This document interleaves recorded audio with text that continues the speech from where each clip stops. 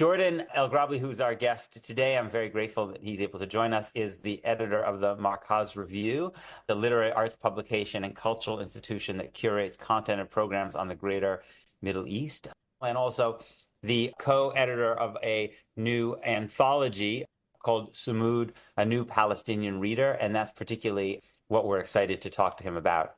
So, Jordan, thank you for doing this. It's a pleasure to be here with everyone. I thought my first question would be if you can talk about the anthology and the range of different kind of writing, and what are the themes in contemporary Palestinian writing that you think are most significant? Okay, well, that's a lot of ground to cover, but in terms of the anthology, it ranges from essays to literary reviews to a lot of poetry. Mohammed El-Kurd, Mossab Abu Toha, Noor Lindy, Zaina Azam, and others. There's a short story that's a futuristic story that takes place in Gaza 100 years from 2014, which is very interesting because it talks about drones and it talks about a lot of things that we saw happening in the last 15, 16 months in real time. It's a reader, so it's it's kind of that old-fashioned idea of a book that you can pick up and start anywhere and move around and just get different ideas going and lots of references to other writers. A lot of the writers are people who've been in the Markaz Review repeatedly, like Raja Shahade, who you guys probably know, Palestinian lawyer and human rights activist who's published many books. Salma Dabakh, who is a British Palestinian writer, writes a lot of reviews for us, and a few other people.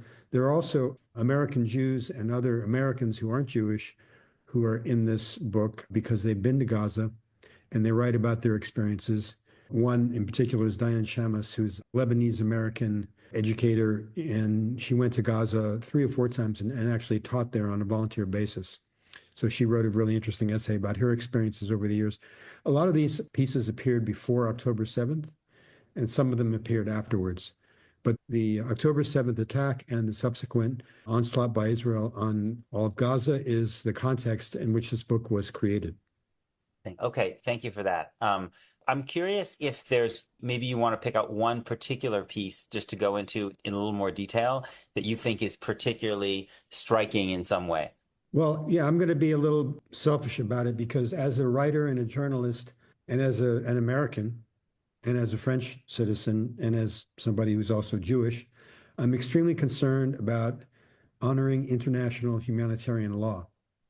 And the essay that I wrote in the book is called They Kill Writers, Don't They? Because in Gaza and in South Lebanon, Israel intentionally targeted media workers and killed many of them with impunity. And so I tried to get some answers from the Ministry of Defense, from the Prime Minister's office, from a number of different official Israeli government organs to explain this policy, because it became very apparent that it was a policy. And subsequently, Forensic Architecture, which has won numerous awards for their work, worked on that, and other, there was investigations by the Committee to Protect Journalists. So long story short, I find it appalling that there's no explanation, no justification for the murder of all of these poets, writers, and media workers in Gaza. And what is that going to do to international humanitarian law? And what is it doing for or against journalists who are trying to work in whatever country? I just feel like it sets a horrible example for other governments, other regimes. Well, Israel was able to kill all of these journalists and not allow foreign reporters into Gaza the entire time. So why should we allow press to cover our attacks? Turkey will see this as an opportunity to really go gangbusters even more on the Kurds. China obviously can punish Uyghurs and, not allow any press in there. So part of my effort in putting the book together with Malu Halasa, our co-editor, has very much to do with what happens after Gaza in terms of international humanitarian law. And, the International Criminal Court has issued warrants for Netanyahu and Yoav Gallant, which obviously are being ignored by Israel. But this is the context in which we're living today. So if you're concerned about human rights and liberties, you should be concerned about these issues. Yeah. I think it's go ahead. Also, I should say, I forgot, this is not something that started on October 7th as far as Israel is concerned, and I write about this extensively elsewhere. The policy to kill writers began as far back as 1972 and possibly earlier when the Mossad went to Beirut and blew up a car with the writer Ghassan Kanafani in it, also killing his niece, who was 17 years old at the time. Kanafani never picked up a weapon, but he was a writer who wrote fiction and he wrote about politics. He was a kind of a Marxist writer. Kanafani is sort of like the Palestinian James Baldwin. His work has been studied and studied and republished and republished. And there's a new book out of his political writings that a lot of it hasn't been translated before from Arabic. So they killed him. And then there were many others that followed suit.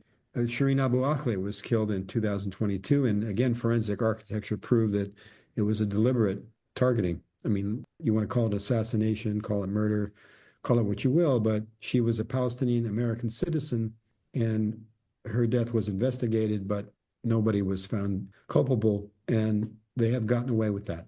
Yeah. We have a question just about the title of the book, Sumud. Maybe you can just translate that for people who are not familiar with it and talk about the idea and why you decided to give the anthology that title.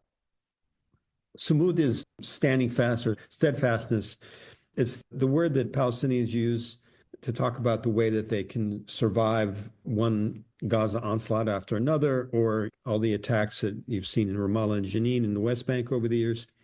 It's just the ability to resist oppression and keep your stuff together.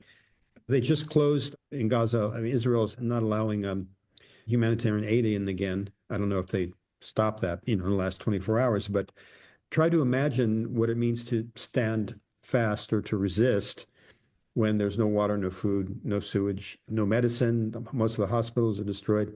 For me, being resistant or standing fast would be, okay, which political representative do I call to complain about the latest thing that Trump and Musk are doing?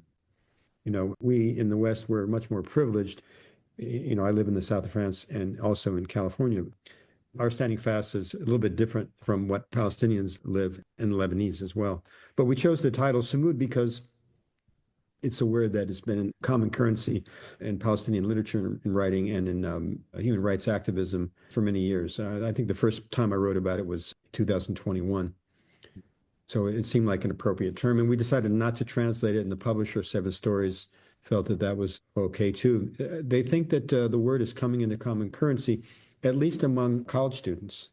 I don't know about your listeners, what the average age is, and also how many people don't know the word Samud, but we certainly hope that this book will contribute to making it more familiar. Yeah. I mean, I wonder, it seems to me like I would imagine one of the most agonizing things in this moment among the many horrors is balancing for any individual person the notion of showing that steadfastness in relationship to the land and Palestinian national existence, while also trying to protect and keep one's family alive under when it could be safer to leave Gaza or the West Bank, if it's possible to leave. It's obviously not possible for all people at all times, but there are significant numbers of people who, despite this ethos of Samud, have left. I think I heard an estimate by a Palestinian writer the other day that maybe 100,000 people had left Gaza over the last 15 months. And I don't think anyone could blame them, obviously. And I'm just curious if you find that tension running through any of the writing.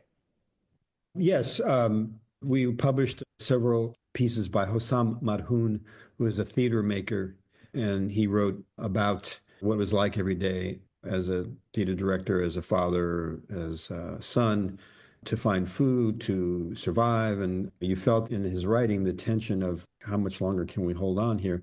And after a little less than a year, he moved with his family to Cairo, which is where they are now, I think. But every Palestinian understands that if you leave, you will not be allowed to return most of the time. That's more true, I think, in the West Bank today than it is in Gaza, but you give up your place. And Palestinians are haunted by the memories of the Nakba. And in fact, I have a little thing I wanted to read to you because I think it gives us some more context. This is from a review of a book called Producing Palestine. And the review is by Malu Halassa, who is the co-editor of Samud. And she writes, envisioning a continuous past, present, and future verge on the impossible. Yet East Jerusalem artist Larissa Sansour insists, quote, it is hard to talk about the Palestinian trauma without addressing several tenses and histories. The Palestinian psyche seems to be planted in the catastrophic events of 1948.